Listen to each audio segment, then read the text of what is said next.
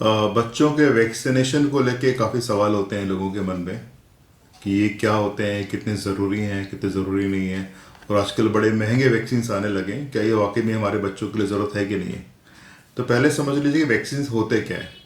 Vaccine मेरे हिसाब से ये प्रॉब्लली लास्ट सेंचुरी की सबसे बड़ी डिस्कवरी है। कई करोड़ों डेथ इसकी वजह से रुकी हैं। आपने देखा है कि दुनिया से स्मॉल पॉक्स ख़त्म हो चुका है क्योंकि वैक्सीन की वजह से। पोलियो ऑलमोस्ट ख़त्म हो गया है वैक्सीन की वजह से। अदरवाइज पहले कितने बच्चे आपने देखा होगा चिचक के घूमते थे अंधे होकर के, या कुछ बच्चे, बहुत सारे बच्चे पोलियो की वजह से लंगड़े होकर घूमते थे। तो ये बीमारियां खत्म हो गई और हाल ही में आपने देखा है कोविड को कैसे कंट्रोल किया गया वैक्सीनेशन की वजह से। तो बहुत ही ज़रूरी चीज़ें हैं। वैक्सीन से कभी भी आपको एडवाइस की जाती है तो अपने बच्चों को सारे वैक्सीन ज़रूर लगवाने चाहिए। कौन से वैक्सीन लगवाने चाहिए इसको लेके दो बातें। एक तो सरकारी जो सिस्टम होता है हमारे देश का होता है या बाकी देशों का होता है, वो उनके अपने एक लिस्ट ऑफ वैक्सीन होती है जो सरकार यूनिवर्सल इम्यूनाइजेशन प्रोग्राम के तहत लगाती है। तो वो वैक्सीन ज़रूरी हैं। इसके अलावा और बहुत सारे वैक्सीन हैं जो अवेलेबल हैं। सरकारें, क्योंकि उनकी अपनी प्रायोरिटी होती है हेल्थ की, उनका अपना एक बजट भी होता है, तो as per there priority and as per their budget कुछ लगाते हैं कुछ नहीं लगाते।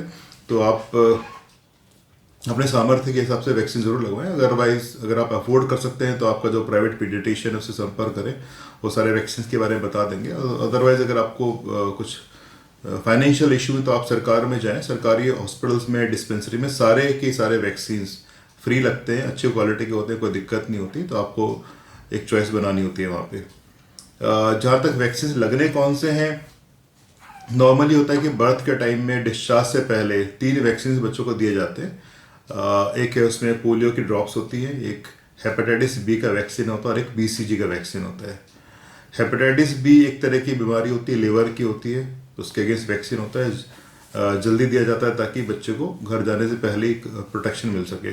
बीसीजी टीबी के खिलाफ होता है, ट्यूबरक्लोसिस का वैक्सीन होता है। सिंगल डोज दी जाती है बर्थ के आसपास, उसके बाद दोबारा देनी नहीं पड़ती। हेपेटाइटिस बी की 2 डोज बाद में भी दी जाती है।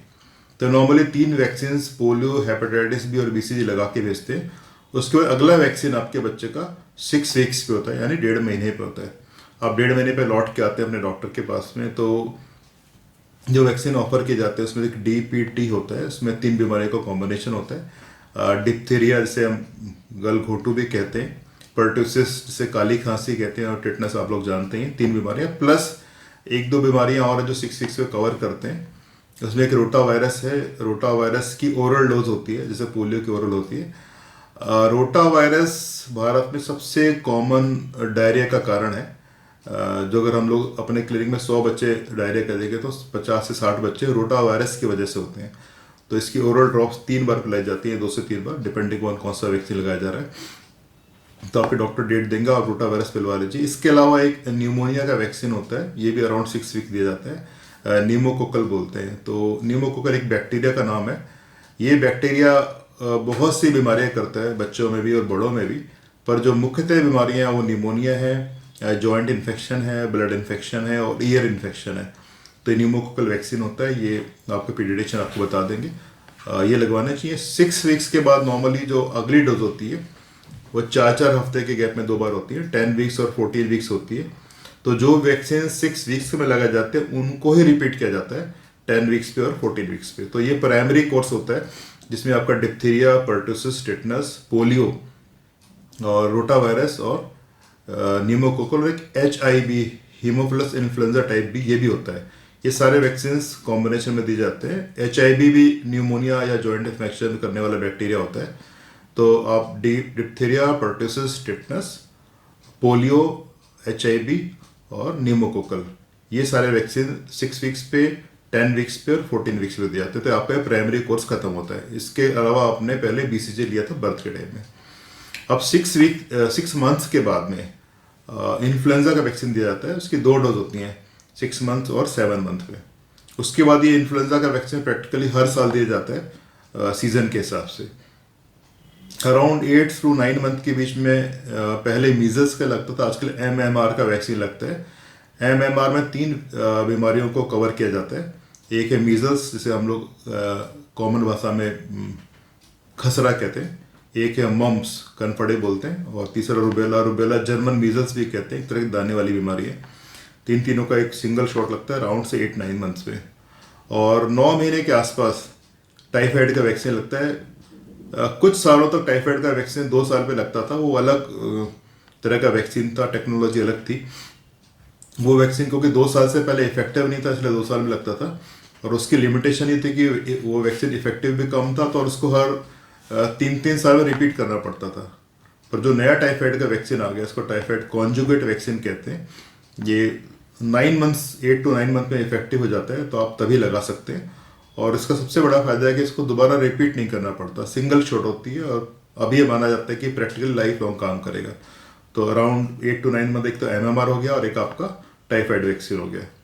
अब जब आपका 1 साल का हो जाएगा, तब कुछ नए और वैक्सीन ऐड होते हैं जो 1 साल के बाद ही लगाए जाते हैं। उसमें एक हेपेटाइटिस ए है। जो हेपेटाइटिस की बीमारी जो लिवर की होती है, जिसमें जॉन्डिस वगैरह होता है, वो ए और बी 2 तरह की होती हैं जो कॉमन है। तो बी का वैक्सीन तो पहले लग चुका था 6 महीने के अंदर आपके बच्चे को, बर्थ पे लगा था। फिर वो DPT हिप के साथ लग जाता है, तो 6 वीक्स 8 वीक्स ऐसे लग जाता है, 6 और 10 वीक्स। तो हेपेटाइटिस ए का वैक्सीन होता है, ये 1 साल के बाद शुरू किया जाता है। इसकी नॉर्मल 2 डोज होती है, 1 साल पे डोज लगाई जाती है, और अगली डोज 6 महीने बाद, मतलब 1.5 साल के बाद लगाई जाती है। तो और हेपेटाइटिस के बाद हम चिकन पॉक्स या वेरिसेला वैक्सीन कहते हैं, वो ज़रूरी होता है, वो लगाया जाता है अराउंड 13 और 14 मंथ्स। और 15 मंथ्स पे जाके MMR की सेकेंड डोज होती है, जो हमने पहले लगाई थी 8-9 महीने में। MMR की डोज 15 मंथ पे होती है। मैं रिपीट करूँगा, वही 3 बीमारियाँ, मीजल्स, मम्स और रुबेला के लिए। तो ये यहाँ तक आपका 15 मंथ्स पूरे हो गए। अब बच्चा आपका 18 मंथ्स पे पहुँचता है, तो जो DPT और इसकी जो डोजेज लगी थी आपकी न्यूमोनिया वाली, जो पहले 6, 10 और 14 हफ्ते में लगी थी, उसकी बूस्टर डोज लगती है। ये करीब अराउंड 1.5 साल के 15 से 18 महीने के बीच में लगती है। तो एक बूस्टर डोज लगाने से इन सबका एक तरह से बूस्ट हो जाता है इफेक्ट। तो diphtheria, pertussis, tetanus and HIV और न्यूमोकोकल, ये आप 18 महीने में रिपीट करते हैं। उसके बाद 2 साल के एज के आसपास एक मेनिंजाइटिस का वैक्सीन होता है, जो नॉर्मली रिकमेंडेड होता है जब बहुत बीमारियाँ फैलता है। और दिल्ली में कई बार ये आपने सुना मेनिंजाइटिस के इस तरह के केसेस अचानक ही बढ़ जाते हैं। तो इसमें जो वैक्सीन, इसमें भी 2-3 तरह के होते हैं। जो कन्वेंशनल पहले वैक्सीन लगता था, वो उतना इफेक्टिव नहीं होता था, और उसको 2 साल के बाद लगाने के बाद प्रैक्टिकली ऑल्टरनेट ईयर में रिपीट करना पड़ता था। अब उसमें भी बेटर वैक्सीन आ गए हैं, बेटर टेक्नोलॉजी के वैक्सीन आ गए, जिनका इफेक्टिवनेस ज़्यादा है। जो बैक्टीरिया, मेनिंजाइटिस में 4 तरह के बैक्टीरिया होते हैं। पुराने वाला 2 करता था, बाकी 2 नहीं करता था। ACYW बोलते हैं भारत के हिसाब से। अब जो नए वैक्सीन आए हैं, चारों को कवर कर लेते हैं, और इसको 2 साल की जगह बल्कि और जल्दी आप बल्कि 9-10 महीने पे लगा सकते हैं। और इसका इफेक्ट भी काफ़ी लंबा होता है, प्रैक्टिकली लाइफ लॉन्ग मान रहे हैं आज की डेट में। तो ये एक अलग वैक्सीन आ गया। इसके अलावा जब बच्चा 2 साल को क्रॉस कर जाता है, तो 2 से 4 के बीच में कोई ऐसा खास वैक्सीन नहीं होता। सिर्फ इन्फ्लुएंजा होता है, फ्लू वैक्सीन, जो हम कहते हैं कि आपको हर साल रिपीट करना चाहिए। और भारतवर्ष में खासकर हम कहते हैं प्री मानसून लगवा लेना चाहिए, ताकि बारिश के मौसम में जो फ्लू फैलता है उससे आपको बचाव मिल सकता है। 4 से 5 साल के एज में कुछ वैक्सीन रिपीट होते हैं, जैसे DPT जो लगा था, और 1.5 साल में जो बूस्टर लगा, सेकंड बूस्टर 4.5 साल में लगता है। और यही टाइम है जब हम MMR का और एक चिकन पॉक्स का वैक्सीन रिपीट करते हैं। तो इस तरह से आपका ऑलमोस्ट ये कोर्स यहाँ तक खत्म हो जाता है। 5 से लेकर के 10 साल के बीच में बॉयज़ में कोई अलग से वैक्सीन नहीं होता, सिर्फ आपको साल में एक बार फ्लू रिपीट करना होता है। और 10 साल में जाके TDAP बोलते हैं, इसमें या उसमें 3 बीमारी, डिप्थीरिया, पर्टुसिस, टिटनस, तीनों का वैक्सीन होता है। TDAP या बूस्टर 2 नामों से आता है, तो वो जाके 10 साल पे लगता है। एक बात इंपॉर्टेंट ये है कि हमारे पास बहुत से फ़ोन आते हैं, या कि अगर किसी के बच्चों को चोट लग जाती है, तो कई बार जाके वो टिटनस का वैक्सीन लगवा लेते हैं कि चोट लग गई, या हमारे को फ़ोन करते हैं टिटनस लगवा लो। अगर आपका बच्चा फुली वैक्सीनेटेड है एज पर टाइम, तो आपको मान के चलिए टिटनस की ज़रूरत नहीं होती, क्योंकि DPT में T टिटनस है, जो आपने पहले 3 डोज ली, फिर आपने 1.5 साल पे ली, फिर आपने 4.5 साल पे ली। और 4.5 साल वाला वैक्सीन, डिप्थीरिया और टिटनस का जो वैक्सीन है, 10 साल तक इफेक्टिव रहता है। अब 10 साल में आपने उसका जो बूस्टर लगा लिया, जो बूस्ट्रिक्स या TDAP कहते हैं, वो अगले 6 साल तक इफेक्टिव होता है। तो मैं दैट मीन्स कि अगर आपकी पूरी 16 साल तक केस कवर्ड है, अगर आपको कभी चोट लगती है, टिटनस की ज़रूरत नहीं है। अगर अपने डॉक्टर के पास जाते हैं तो उसको बताएं कि मेरे बच्चे का वैक्सीन पूरा लगा है, उसका कार्ड जरूर लेके जाए, तो डॉक्टर टिटनस नहीं लगाएगा। तो ये एक तरह का कोर्स होता है। जो बच्चों में वैक्सीन का होता है, इसमें एक एडिशनल डोज गर्ल्स के लिए होती है जो सर्विकल कैंसर कहते हैं, यूट्रस का कैंसर होता है।